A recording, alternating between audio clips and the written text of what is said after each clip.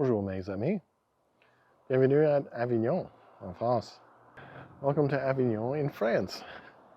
It is day, what is it, 19? I believe it's day 19. And it was another fun one. So it's Friday, and I decided to get up early, and I had the energy, so I took a trip down to Villeneuve, which is across the river. Now the Rhone River is huge, like it's a big, big river. In Avignon, you may have seen it in some of my photos, perhaps my drone shots from last night. It looks like it's a big river, but it's a huge river because it has a huge island right in the middle of it. Fun fact, all of the big cities on my trip this year will have rivers go through them, but the downtown core is to the right, map right, east of a bend in the river, which is interesting. And so too is the Rhone River here in Avignon. So you have to cross it. You have to go past two big bridges, and then you start climbing the hills. And once you get there, it's really, really nice. It's quite a charming little town. It looks almost like a little mini version of Avignon. It's what I imagine Avignon to be if Avignon wasn't such a big city and wasn't visited as often, wasn't as used, and that. It's very charming. It's very clean, and the more I walked around, the more I realized, oh wow, maybe I should spend a little time here, because there's some really cool shops along the downtown. And I walked around, I was walking around at lunchtime and on my way back, and there was some really nice smells coming from some of those restaurants. Really wish that I could have stayed, but of course it's a work day, and I didn't expect to be gone as long as I did, and I wound up being a little late. In fact, I sent a message at some point as an excuse saying, hey, I'm going to be a little late. I'm kind of trapped in this castle, which is something you really can't say when you're at home. Not an excuse you can use. So anyway, it's kind of a true story. Anyway, I managed to go to the Chartreuse, which is basically a home for monks. It's originally, it was created in the 1200s, or built in the 1200s, and there were many changes along the way. And what's interesting is I expected it to be kind of boring, right? Like normally the big castle's the most interesting part, and maybe the big cathedral by it is usually pretty interesting. But in this case, it's very elaborate. It seems like it's well preserved, and the coolest part is you get to wander through some cool areas. There's a lot of little tiny circular staircases that go up into these little rooms. It's a little claustrophobic, but you see the rooms. There's a prison there. There's some praying sanctuaries, and there's even a little bell tower. And I met a cat. I hadn't seen cats for a while. Now suddenly, like 3-4 days in a row, I think it is, and this cat came right up to me. It was kind of cool. I called him the cloister cat, which is interesting. Yeah, what a beautiful building it was. And I just got to wander around, and of course, because of the time of year, the time of day, the fact that it was a weekday, I pretty much had the place to myself, which was kind of cool. And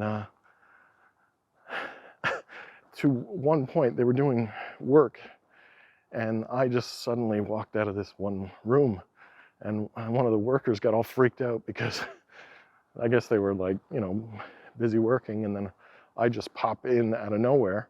They were like, "Oh God!" He told me, he said, "I thought you were one of the priests come back," you know.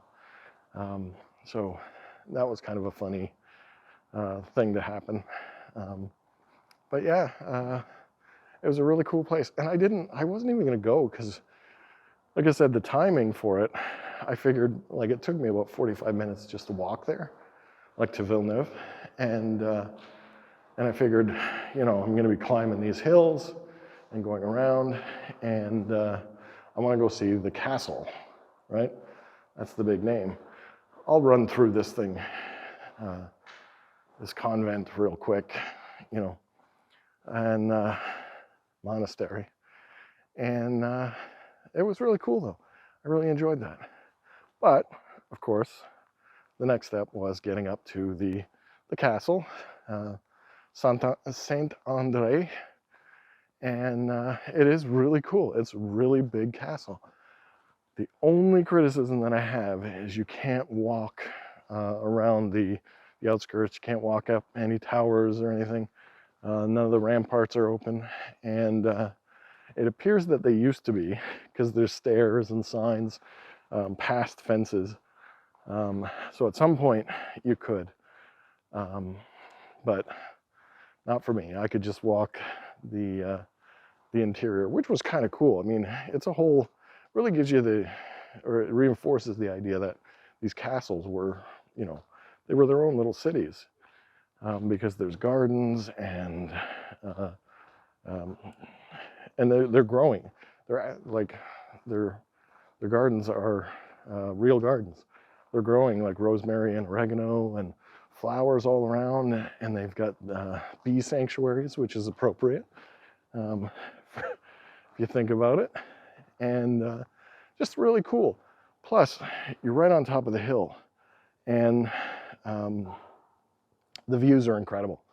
Once you get up there, panoramic views of the river, you look back on Avignon, and you really get a sense of how big these buildings are. Like, I'm right in front of the Papal Palace here, and that's not even really the tall part.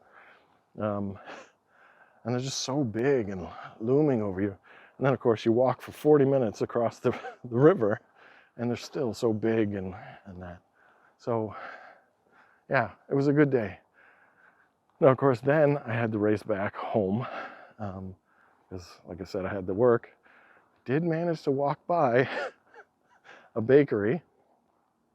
I was a little concerned. Maybe I had to, like, get some fast food for lunch. Ideally not skip lunch, because that really never works out. But I happened by a bakery. I got my baguette, and of course, I got some more pastry. So the pastry of the day. Oh, this is so silly. Okay, so today's pastry comes in a fancy box. Look at this, huh? Which is really cool because I have squished pastry here and there. Oh, but look at that. So my sister has suggested that I need to show this jumbo macaron. So I had to buy a new one. So yeah, raspberry and that. So I will eat that later. I've already broken it. And then this is a lemon tart. I love lemon. So, oh God, I'm going to eat these right now, aren't I? Damn it. All right. Look away.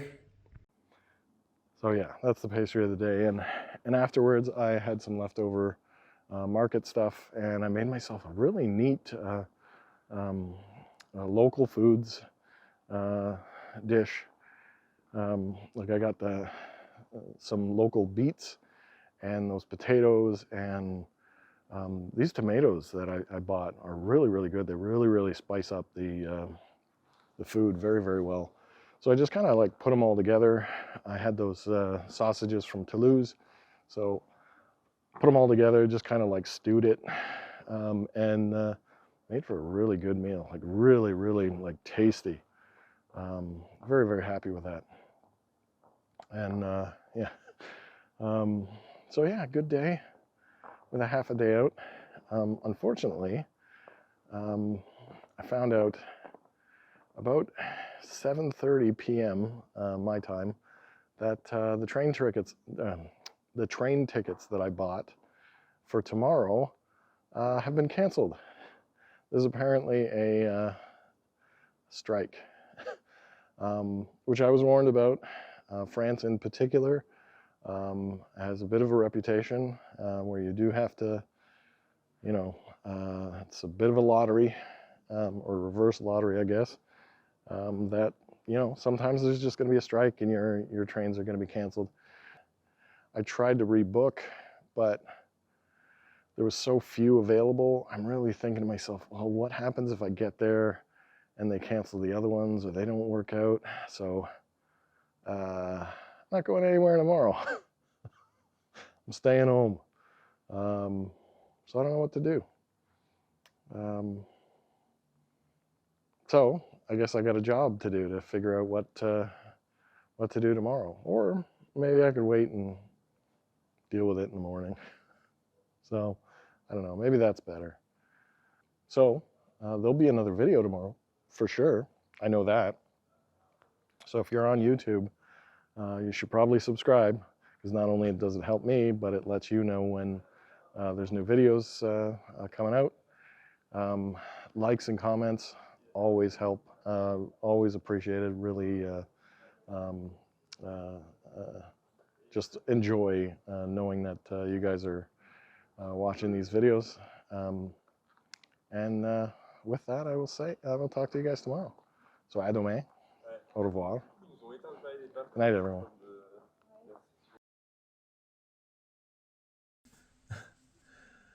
Okay, so I don't get a lot of requests, especially pastry specific requests. But my sister wanted to know how good this macaron was. Now, I did crush this a little bit, but you can see there's cream in the middle, but it's like a typical macaron in that it has that kind of crispy outer shell with a soft, chewy inside. Mm-hmm.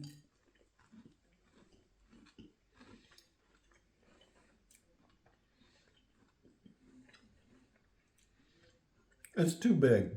This is too big, but it's delicious. Fruity macaron, cream in the middle, very fresh raspberries. It's very good. It's a bit of a nightmare to eat because it's crumbling all over the place. And it's too much. It's too much. It's too big. I shouldn't have to eat a macaron like a hamburger.